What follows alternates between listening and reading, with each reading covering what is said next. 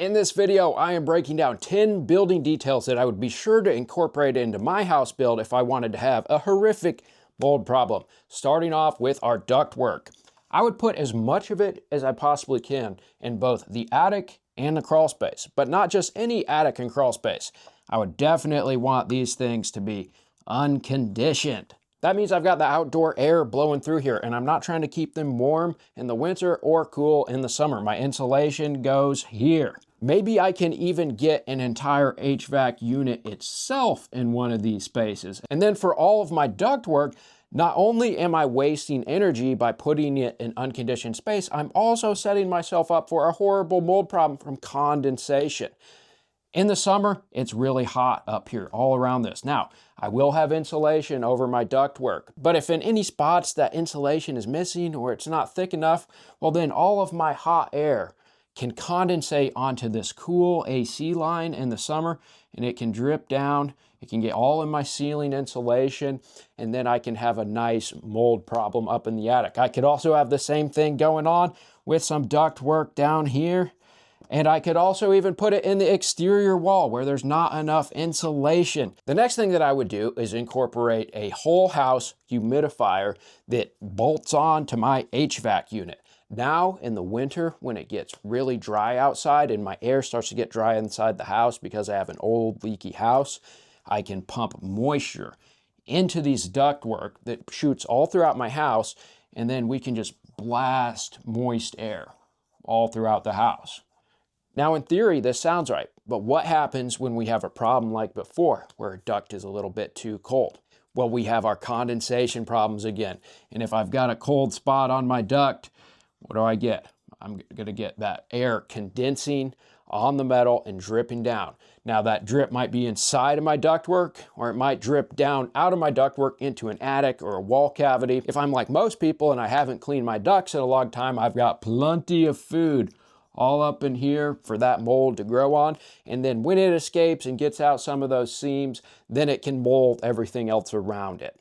Now, some people do pull these off without problems, but this is an extremely high risk item to have inside of your house, especially outside arid climates. Even without a condensation problem, you could easily develop mold problems in your ductwork. Let's say instead of producing air that's coming out at 50 or 60% relative humidity, it starts coming out at like 80% relative humidity. Well, you've just created the perfect mold condition inside of all of your ductwork. I live in an old home and I personally never put one of these in. We just use a standalone humidifier unit in the areas we live in the most. We don't try to keep the whole house moist in the winter. The next thing I would be sure to do is have vinyl siding and vinyl soffits on my house. Now you might be thinking that's because vinyl can trap water. Well, it can. It's impermeable, meaning water can't move through it, vapor can't move through it, but that's actually not the reason that I want them in this instance. I want them because they grow that mossy algae stuff on the side. And then what I can have happen is I can bring my power washer guy in. And my power washer guy can just start blasting water all over this stuff, especially up into my soffits to get it off of there. You can just blast that water and then it can come over the top, down into my insulation here, and can cause some nice catastrophic mold problems for me. When this algae does start to grow on your vinyl and you need to get it off, you need to be really careful with power washing it because you can cause huge moisture problems inside the home by blasting it up in directions that it's not designed to handle moisture. You can soft wash it, which essentially is washing it with chemicals, and it doesn't need the high pressure, but you do want to know what those chemicals are that are being sprayed all over your house. The next thing I would do is I would put a masonry reservoir siding directly against my house wrap and sheathing. Some good examples of this would be what I have drawn here, which is sticky stone, as the masons called it when I worked for a masonry company for a while. Another good example would be stucco. This sticky stone is essentially a thin veneer stone. They put metal lath on the house wrap that is then nailed into the sheathing, and then they smear mortar over that lath, and then they stick the stone into it. It does not bear on its own weight like a brick veneer would. There is no air gap behind it. So it winds up being very similar to how a stucco would work. It's essentially a thin layer of concrete right up against the sheathing of the house. And what do we know about cement-based products? They store moisture. When moisture hits them, when that rain comes down and hits them, they soak it in. And then when the sun comes out and shines on it, it actually pushes that moisture deeper in towards your house. That's called vapor drive.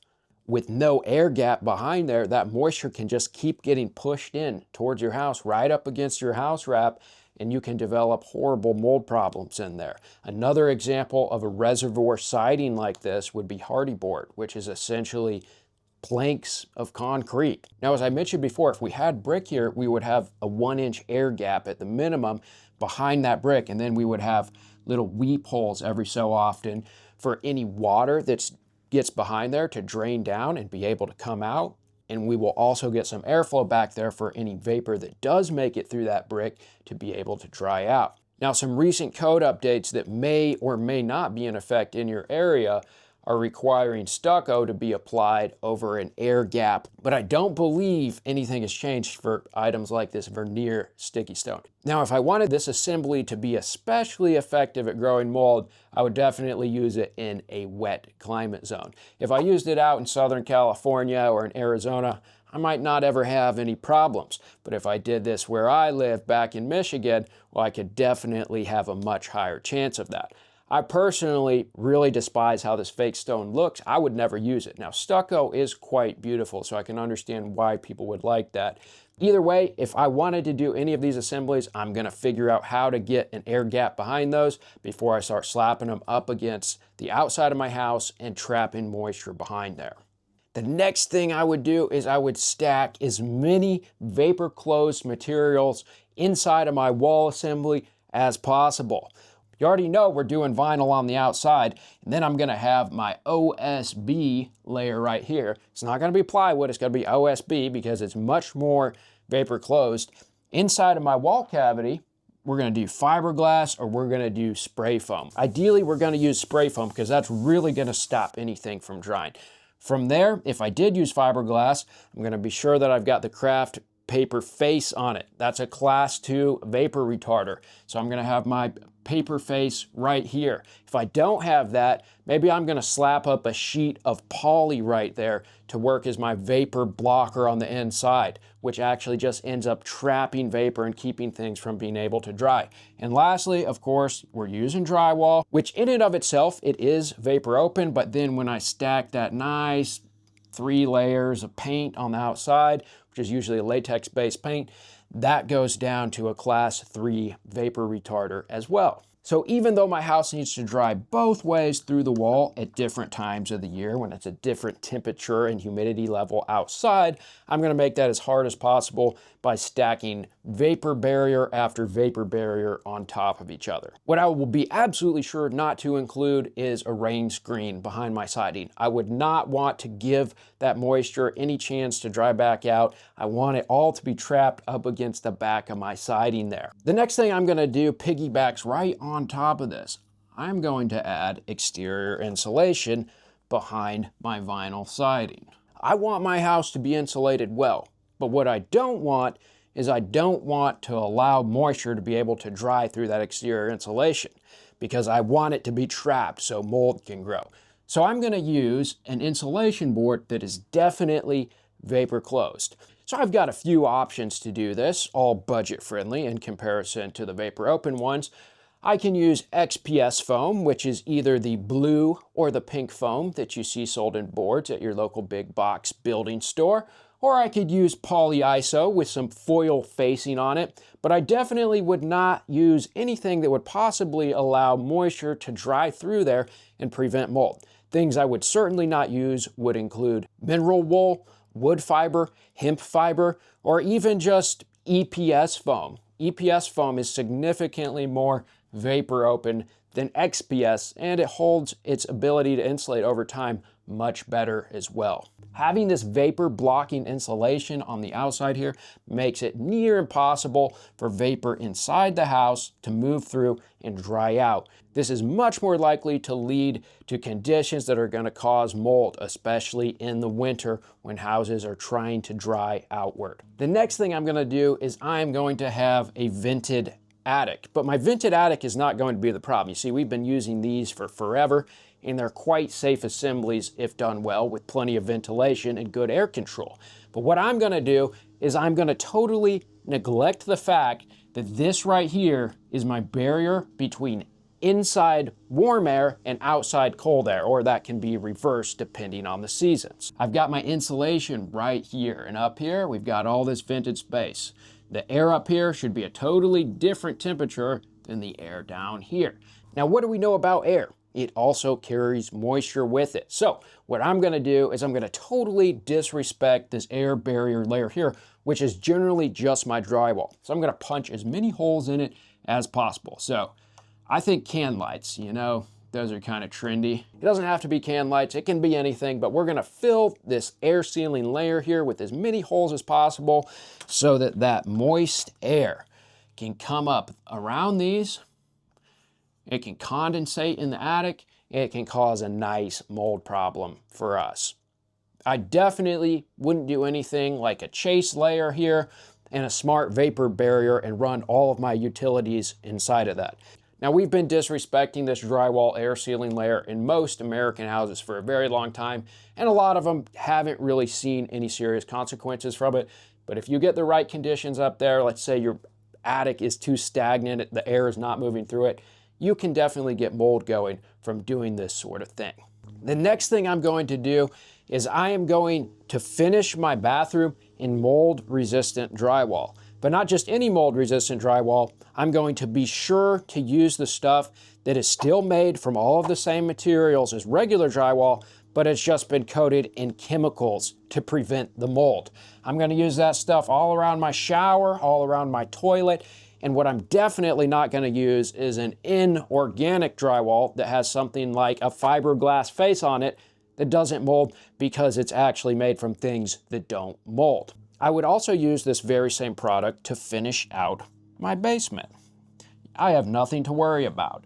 I can put stud cavities up against my damp concrete walls, and since I have chemically treated drywall to prevent mold, whatever. I personally do not want to build with chemically resistant mold stuff ever. I want to use something that is actually not going to mold if I'm trying to prevent mold. Commercial construction already uses a lot of these products. We can get a drywall alternative, which is still a gypsum core, but it has a fiberglass face on it. There's also other variations of this that do not mold because mold does not grow on things that don't break down. Using chemicals to try to prevent the mold is just a bad idea, in my opinion. I don't want to be around all of your mystery chemicals, period. And I don't trust them to actually stop the mold inside of the drywall, inside my wall cavity where I can't see.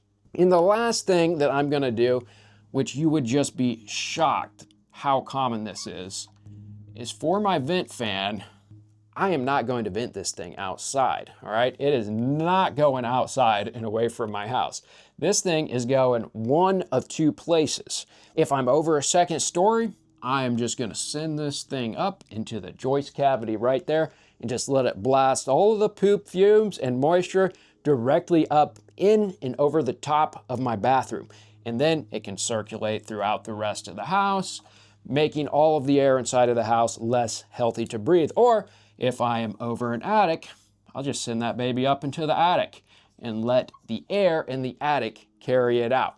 This is so much more common than you think. Now, if you're building new and you're getting it inspected, obviously this isn't going to be allowed. But in older homes and in non-permitted remodels, my house was like this.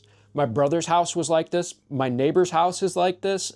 You are going to find this in so many places that you would not expect. This is so lazy, and it's just causing problems you don't need. Let's get that humidity, let's get those poop fumes out of the house so that we're not breathing them in, so that we're not causing mold problems up in our ceiling cavity or in our attic.